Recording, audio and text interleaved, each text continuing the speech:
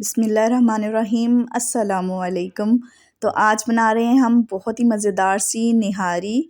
और इसकी रेसिपी बहुत ही आसान सी है क्योंकि इसके अंदर ना तो हम ऐड करेंगे खड़े गरम मसाले जो कि आपके मुंह में आएंगे और खाने का मज़ा जो है ना वो थोड़ा सा ख़राब हो जाता है इसकी वजह से। और ना ही बहुत ही ज़्यादा हम मसाले ऐड करेंगे, तो सिंपल से मसालों से और पैकेट के मसालों के बग़ैर हम बनाएंगे निहारी। तो चलिए स्टार्ट करते हैं। तो यहाँ पर देखिए 1 टेबल स्पून मैंने सौंफ ली है और ये थोड़ी सी ना कुटी हुई सौंफ है, बिल्कुल बारीक पिसी हुई नहीं है। इसके अलावा 1 टीस्पून मैंने कश्मीरी लाल मिर्च ली है और 1 टीस्पून भर के मैंने घर की जो हम लाल मिर्च है ना सालन में ऐड करते हैं वो ली है मैंने। और हाफ़ टी स्पून जो है ना काली मिर्च है, ये भी कुटी हुई है, ठीक है। और यहाँ पर देखिए हाफ़ टी स्पून गरम मसाला है, ये इसके अंदर ऐड करेंगे हम। इसके अलावा इसमें हाफ़ टी स्पून नमक ऐड करेंगे, जो घर में हम आम सॉल्ट यूज़ करते हैं वो। और इसके अलावा हाफ़ टी स्पून जो है ना काला नमक ऐड करेंगे। और इसके अलावा जो है ना 1 टीस्पून दालचीनी का पाउडर ऐड करेंगे। बस यही गरम मसाले हमने इसके अंदर ऐड करने हैं और इन्हें अच्छे तरीके से ना हम इन सारे मसालों को देखिए मिक्स कर लेंगे अच्छे तरीके से। और ये इनफ क्वांटिटी है हमारी जो हमने निहारी बनाने के लिए यूज़ करने हैं। और ये सारा मसाला जो है ना हम निहारी में ऐड करेंगे। तो चलिए जी अब निहारी बनाना स्टार्ट कर लेते हैं। बिस्मिल्लाहिर्रहमानिर्रहीम। सबसे पहले हाफ़ कप ऑयल लेंगे हम और इसे हल्का सा गर्म कर लेंगे। और इसके बाद जो है ना इसके अंदर मैं ऐड करूँगी बीफ का गोश्त। और एक जो है ना आधा किलो की नली है और इसके अलावा बाकी गोश्त है। और ये जो है ना ये सारा बोंग का गोश्त है, ठीक है, ये ऐड कर देंगे। और गोश्त के साथ ही लहसुन अदरक का पेस्ट भी ऐड कर देंगे।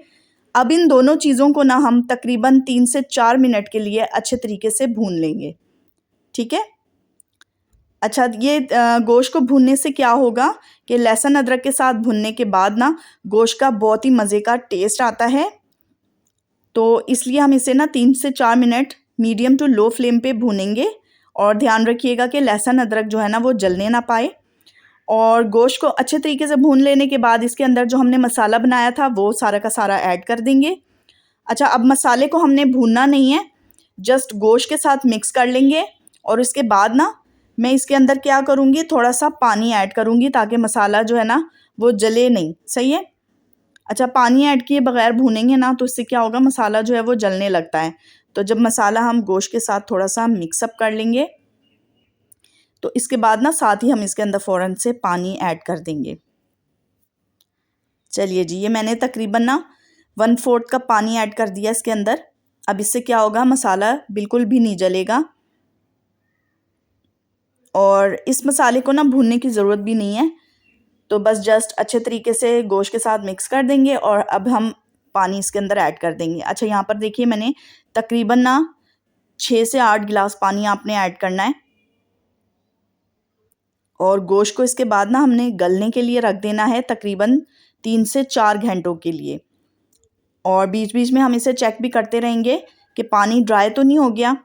तो इसके अलावा जो है ना अगर पानी कम पड़े तो आप इसके अंदर और भी ऐड कर सकते हैं। तो मैंने 2 से 3 गिलास मज़ीद पानी ऐड किया था, तो तकरीबन जो है ना 8 से 10 गिलास पानी आपका लगेगा। और ये देखिए गोश्त कितने अच्छे से गल चुका है। और हाथ से तोड़ के नहीं दिखाऊंगी क्योंकि अभी ये बहुत ज़्यादा गर्म था। और 4 से 5 घंटों के दौरान पक के ना गोश्त बहुत ही अच्छे तरीके से गल जाता है, टेंडर हो जाता है। तो अब इसका मज़ेदार सा एक तड़का तैयार कर लेते हैं। तो मैंने यहाँ पर 1/4 कप ऑयल लिया है, इसके अंदर मैं ना मीडियम साइज़ का प्याज स्लाइस करके ऐड करूँगी और इसे अच्छा सा गोल्डन कर लूँगी। ये देखिए प्याज बिल्कुल गोल्डन हो चुका है, इसे जलाना नहीं है, ज़्यादा डार्क कलर नहीं देना। अब इस प्याज को ना क्रिस्पी होने के लिए हम निकाल लेंगे ऑयल में से, अच्छे तरीके से ऑयल स्क्वीज़ कर लेंगे। अब इसी ऑयल में ना मैंने 2 टेबल स्पून जो है गंदम का आटा ऐड किया है भर के।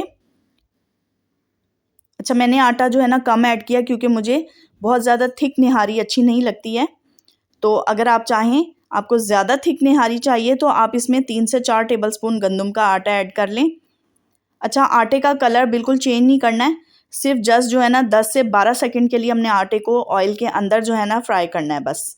और उसके बाद हम इसे सारा का सारा जो है ना ऑयल भी और आटा भी ये निहारी में ऐड कर देंगे हम। और अच्छे तरीके से इसे मिक्स कर लेंगे ताकि आटे की जो गुठलियाँ ना बन जाएं। अब इसे मज़ीद जो है ना तकरीबन 10 मिनट के लिए हम पका लेंगे मीडियम टू लो फ्लेम पे, और बहुत ही अच्छी सी हमारी निहारी में जो है वो तैयार हो जाएगी इंशाल्लाह ताला। तो अच्छा, अगर ऑयल ऊपर ना आए तो इसके लिए आपने क्या करना है, फ्लेम को आपने ऑफ़ कर देना है और पानी का आपने थोड़ा सा छट्टा लगाना है इसके ऊपर, और उसके बाद ना आपने इसके ऊपर ढक्कन दे देना है और इसे 5 मिनट के लिए ऐसे ही छोड़ देना है। फिर बहुत ही ज़बरदस्त सा जो है ना वो ऑयल ऊपर आ जाएगा और हमारी मज़ेदार सी निहारी जो है ना वो तैयार हो जाएगी। अच्छा, यहाँ पर देखिए आप, मैंने थोड़ी सी कंसिस्टेंसी जो है ना वो कम रखी है, यानी कि थोड़ी सी ग्रेवी जो है वो पतली है। तो मुझे इस तरह की निहारी बहुत अच्छी लगती है, और अगर आप गाढ़ी बनाना चाहते हो तो जो तरीका मैंने आपको बताया है वो आप यूज़ कीजिएगा। तो जी, अब निहारी को मज़ीद मज़ेदार सा बनाने के लिए इसके ऊपर तली हुई प्याज, धनिया, हरी मिर्चें और जूलियन कटिंग जिंजर हम ऐड करेंगे, तो इससे निहारी का टेस्ट भी बढ़ जाएगा और इसकी लुक भी बहुत ही स्पेशल सी हो जाएगी। साथ ही हमने इसके लेमन भी रख दिए हैं, आप चाहें तो इसके ऊपर स्क्वीज़ कर लें, बहुत ही औसम सा टेस्ट होता है। तो इस ज़बरदस्ती और मज़ेदार सी निहारी की रेसिपी को ज़रूर से ट्राई कीजिएगा अपने मेहमानों के लिए, अपने घर वालों के लिए, और किसी भी किस्म की स्पेशल सी दावतों के लिए भी एक परफेक्ट सी रेसिपी है। तो जी, रेसिपी पसंद आए तो रेसिपी को लाइक ज़रूर किया करें, चैनल को भी सब्सक्राइब कर लें और कमेंट करके ज़रूर से बताइएगा कि आपको ये मज़ेदार सी निहारी की रेसिपी कैसी लगी, और मुझे अपना फीडबैक ज़रूर से दीजिएगा और ज़रूर से बताइएगा कि आपने किस कंट्री से, किस शहर से ये रेसिपी देखी। तो मैं मिलती हूँ आपसे नेक्स्ट रेसिपी में, तब तक के लिए मुझे दीजिए इजाज़त। Thanks for watching my video. अल्लाह हाफिज़।